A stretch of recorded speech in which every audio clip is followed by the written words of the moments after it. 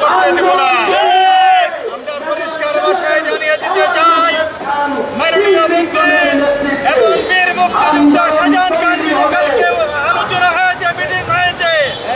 এই বাংলাদেশের মধ্যে যে সমস্ত রাজাকারের সন্তানরা কটূক্তি করবে মুক্তিযোদ্ধাদেরকে, মুক্তিযোদ্ধার সন্তানদেরকে, তাদেরকে দাঁত ভাঙা জবাব দিয়ে আমরা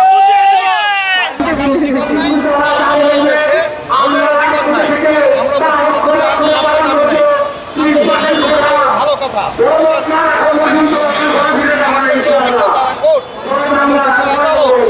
আদালত এ ব্যাপারে ভালো সিদ্ধান্ত নেবে, এটা আমাদের ধারণা ছিল।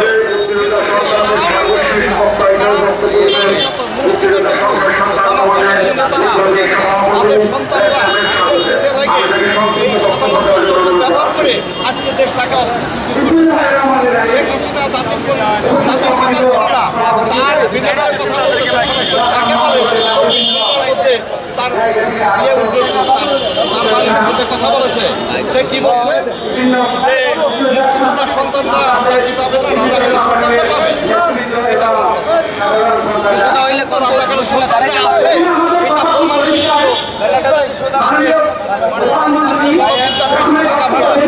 এই রাজাকারের বাচ্চারা শুরু থাকবে।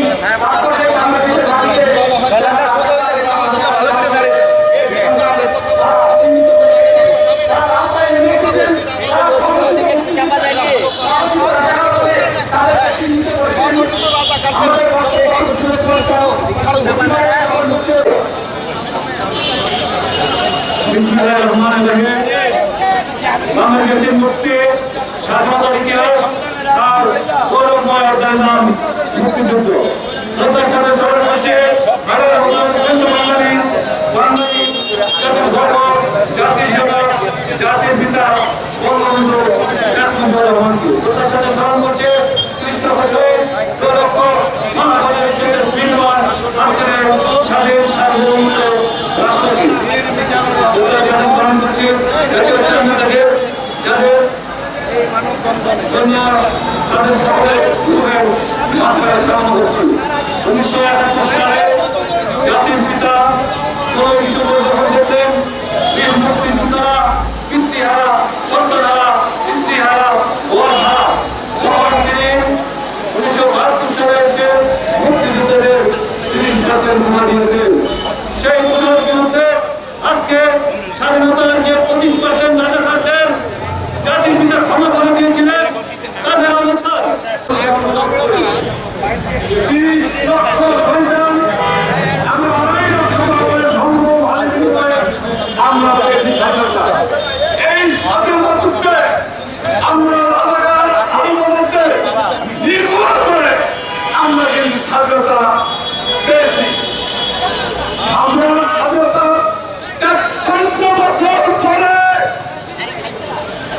আমাদের গর্ব, রাজ্যের অহংকার, ঢাকা বিশ্ববিদ্যালয়ের প্রাঙ্গণে প্রতিবাদ কমলবতী আর কল্পনা ছাত্রছাত্রীরা কোঠার দাবিতে জমিতে দাবিতে রাজাকার গোল বলিয়ে মিছিল করেছে, যার প্রতিবাদে সারা বাংলাদেশে মুক্তিগামী স্বাধীনতা পক্ষে মুক্তিযোদ্ধা এবং তাদের সন্তানরা নীরব থাকতে পারে না।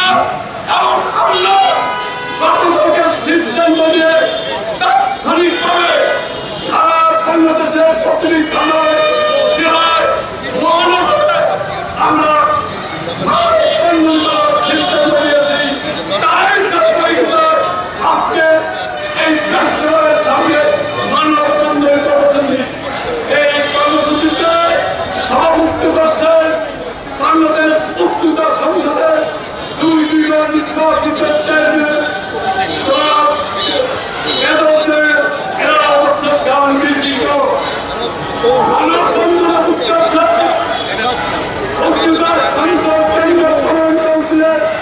বিপ্লবী সাংগঠনিক সম্পাদক সুলতান আহমেদ, উপস্থিত আছেন ঢাকা মহানগর, ঢাকা জেলা সহ বিভিন্ন আলোচনায় কার্যক্রম শুরু করতে যাচ্ছি।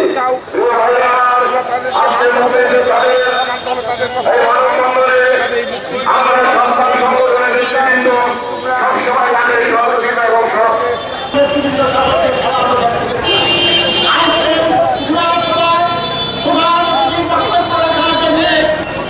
আমাদের যে ছিল আমাদের সকলের সংসদীয় নেতৃত্ব যিনি মুক্তিযোদ্ধাদের নেতৃত্ব দেন অত্যন্ত আমাদের সকলের ছিল নেতৃত্ব বীর মুক্তিযোদ্ধা শাহজাহান খানের মহোদয়।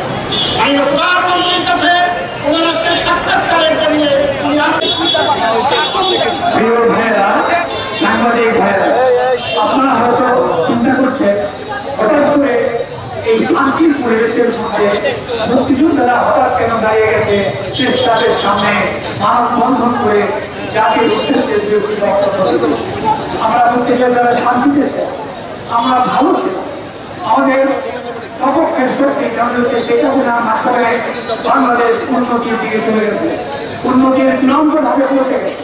আমরা শান্তিতে বসবাস করতে চেষ্টা করছিলাম। আমরা জানা হচ্ছে সেটা কার্যক্রমের পেছনে দাঁড়িয়ে তাকে সাহস জুগিয়ে আমরা বাংলাদেশকে এগিয়ে নেওয়ার, বাংলাদেশকে পৃথিবীর মুখে দাঁড় করানোর সেই প্রচেষ্টাকে সাহায্য করছিলাম। আমরা শান্তিতে বসবাস করছিলাম, কিন্তু হঠাৎ করে এই 2024 সালের এই জুলাই মাসে হঠাৎ করে বাংলাদেশের মুখে দাঁড়িয়ে গেছে এক অসহযোগকারী শক্তি, যাকে আমরা বলি কোটা বিরোধী আন্দোলনের শক্তি। হঠাৎ করে কোনো কারণ ছাড়া, কোনো বিষয় ছাড়া হঠাৎ করে একটি আন্দোলনের ডাক দেওয়া হয়েছে। যে আন্দোলনটি অযৌক্তিক, যে আন্দোলনটি কোনোভাবে যৌক্তিকতায় ছড়ানো। বাংলাদেশের 3টি বিভাগ আমাদের আছে, বিচার বিভাগ আমাদের আছে, পার্লামেন্ট আমাদের আছে, কার্যকরী বিভাগ।